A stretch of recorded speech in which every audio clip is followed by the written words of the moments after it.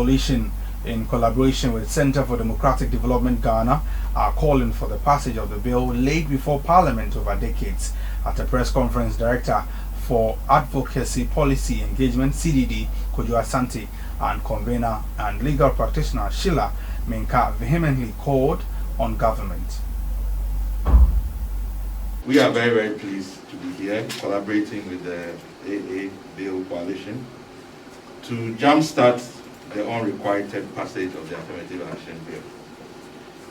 As we continue to celebrate women, and you know we just celebrated International Women's Day on the 8th, all over the world and in our homes and in our country, CDD Ghana would like to use this occasion to recommit its support to the affirmative action gender equality bill, as it illustrates the country's commitment towards improving governance in securing inclusive development.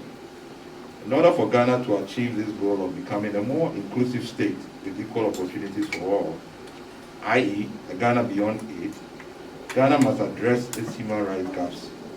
And one of the rights violations that have been persisting is the gender imbalance within our various spheres of our society.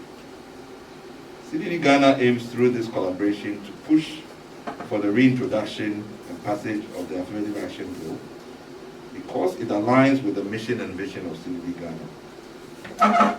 Our aim is to promote democracy, good governance, and inclusive development. And this mission cannot be achieved without the majority of the population being women, particularly participating effectively in governance, policy processes, economy, and social life. Part of the purpose of this bill is to increase the number of women in government and assume leadership roles. Women's political representation in Ghana has been abysmal, to say the least. Women hold only 40 seats of the 275-member 8th Parliament, which represent only 14.5% of the total in Parliament. Men continue to hold the majority of the seats.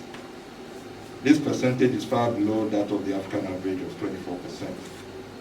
Between 2016 and 2021, there have been only an increase of 1.5% of women in Parliament.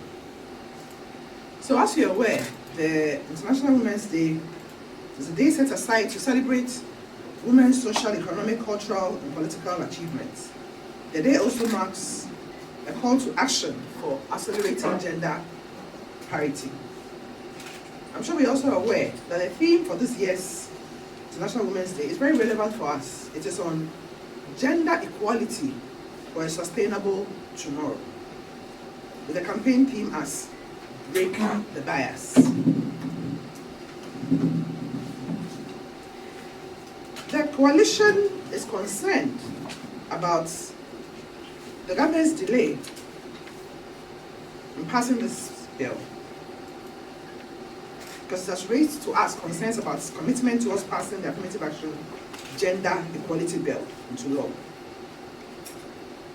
Because we believe that if this bill was in place, the bias to some extent would have been broken in women's access to governance and leadership positions.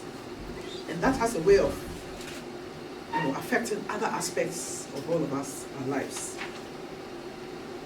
So as a coalition, we are calling for the passage of the bill into law as soon as possible, since it will come up with a law that will address the problem that we'll be discussing today. I'm sure we're also all aware that Goal 5 of the Sustainable Development Goals of the UN calls for gender parity by the year 2030. The reality is that women are underrepresented in leadership positions in our dear country, as you've heard from all the opening remarks. And the law is needed urgently to ensure that Ghana is able to achieve this goal and to lift up its head within the community of nations. You're still live on News Arena here on Omi Television. Go for a quick breather. We will be right back shortly.